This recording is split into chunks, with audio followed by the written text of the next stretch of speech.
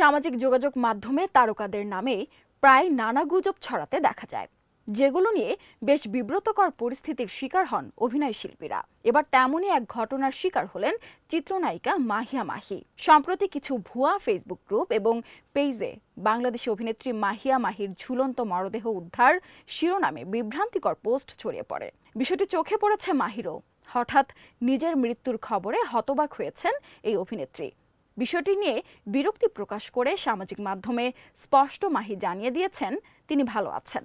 সোমবার ফেসবুক পোস্টে মাহি লেখেন, আমি আছি, মরি নাই রে ভাই। এর মাধ্যমে তিনি গুজবকারীদের উদ্দেশ্যে কটাক্ষ করেই জানিয়ে দিলেন এই খবর সম্পূর্ণ মিথ্যা। তিনি সুস্থ আছেন এবং এমন কোনো ঘটনার সঙ্গে তার কোনো সম্পর্ক নেই।